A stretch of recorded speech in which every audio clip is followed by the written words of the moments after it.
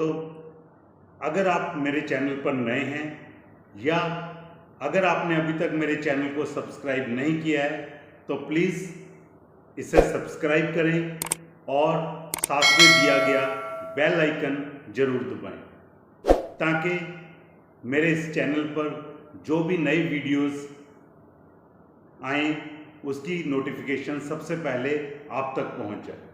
नमस्कार दोस्तों, welcome back to my channel Dinesh Punj digital diaries.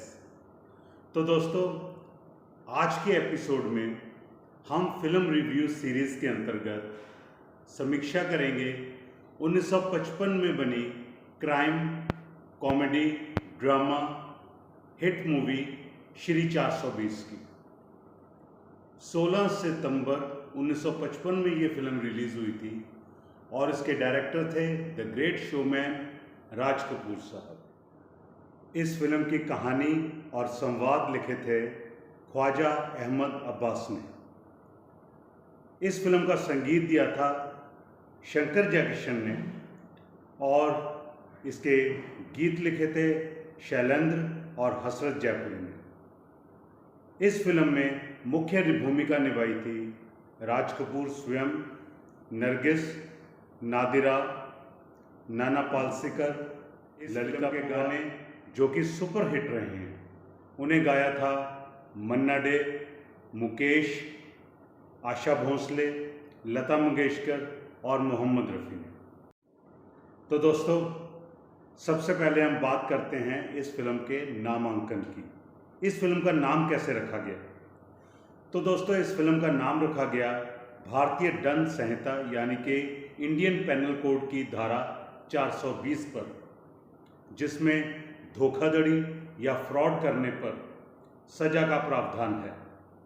इस फिल्म में राज कपूर ने आज़ादी के बाद के आर्थिक संकटों की बात की है, जहां पर कि शिक्षित लोगों को नौकरी नहीं मिलती थी।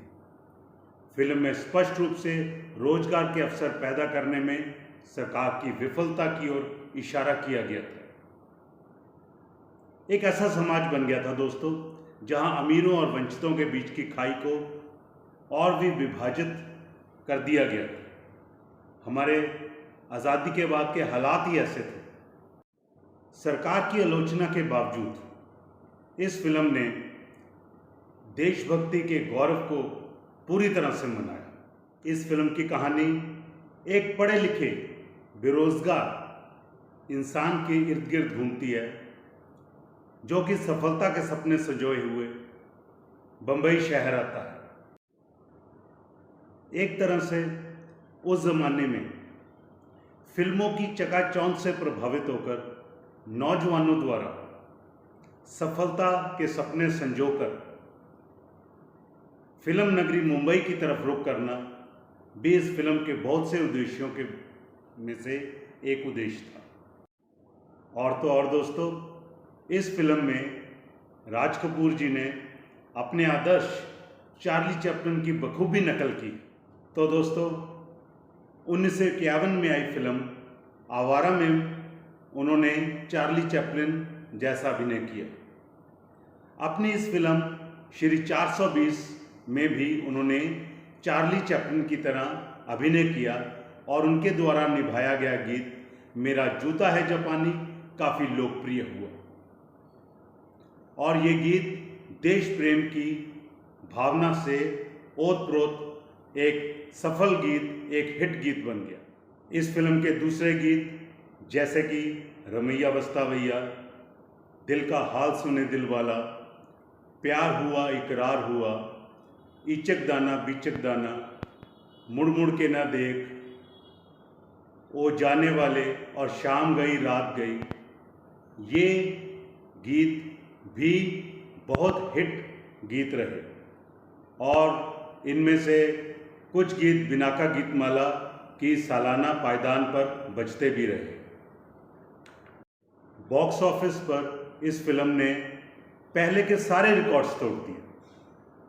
हाँ, इस फिल्म का रिकॉर्ड तोड़ा 2 साल बाद आई फिल्म मदर इंडिया ने। तो दोस्तों, रूस में श्री 420 1956 में रिलीज़ हुई और यहाँ पर इस फिल्म ने 10 मिलियन से भी ज़्यादा का रिकॉर्ड कलेक्शन किया। तो दोस्तों, इस फिल्म का एक गीत प्यार हुआ इकरार हुआ, इस गीत के बारे में मैं आपको एक बहुत दिलचस्प बात बताना चाहूँगा। इस गीत में एक लाइन थी, हम ना रहेंगे तुम ना रहोगे फिर भी रहेंगी ये निशानियाँ। ये गीत राज कपूर और नरगिस पर फिल्माया गया था। तो इन पंक्तियों पर 3 बच्चे दिखाने की जरूरत महसूस की गई, लेकिन अजीब बात थी कि छोटी उम्र के 3 बच्चे ढूंढने पर भी नहीं मिल रहे थे। तो ऐसे समय में राज कपूर साहब ने अपने बच्चों ऋषि कपूर, रितु कपूर और रणधीर कपूर को पेश किया। यहाँ पर एक और बात बताना चाहूँगा कि श्री 420 नरगिस की आखिरी फिल्म थी, जैसे कि the great showman Raj Kapoor ने डायरेक्ट किया था। इस फिल्म का दूसरा गीत मेरा जूता है जापानी इतना लोकप्रिय हुआ कि उसे आने वाली बहुत सी फिल्मों में पेश किया गया। वैसे तो ये लिस्ट बहुत लंबी है, इस गीत को बहुत सी फिल्मों में पेश किया गया, लेकिन यहाँ मैं आपको कुछ हिट फिल्म्स बताऊंगा, जैसे 1956 में बनी फिल्म चोरी चोरी, 1962 में बनी फिल्म हाफ टिकट, 1977 में दूसरा आदमी।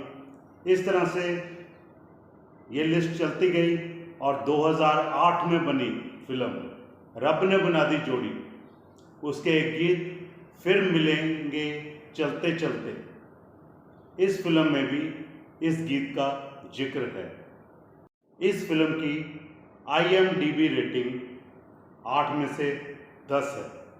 जीते गए इनामों की बात करें तो उस साल 1956 में इसे बेस्ट सिनेमेटोग्राफर की श्रेणी में इस फिल्म को चुना गया। इसके सिनेमेटोग्राफर राजू करमरकर को इस अवार्ड से नवाजा गया और उसी साल बेस्ट एडिटिंग के लिए श्री जीजी मायकर को भी अवार्ड दिया। इसी साल इस फिल्म को हिंदी भाषा की दूसरी सबसे अच्छी फिल्म का नेशनल अवार्ड भी मिला। और इस साल दूसरी फिल्में जिन्हें की नेशनल अवार्ड मिला वो थी वी शांताराम की झनक झनक पायल बाजे और विमल रॉय की देवदास।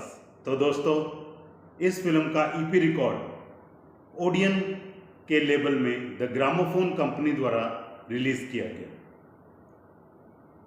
ये 7 इंच का रिकॉर्ड था और इसकी स्पीड 45 RPM की थी। दोस्तों, इस फिल्म का LP रिकॉर्ड ECLP 5648 HMV यानी कि हिज मास्टर्स वॉइस द्वारा रिलीज किया गया।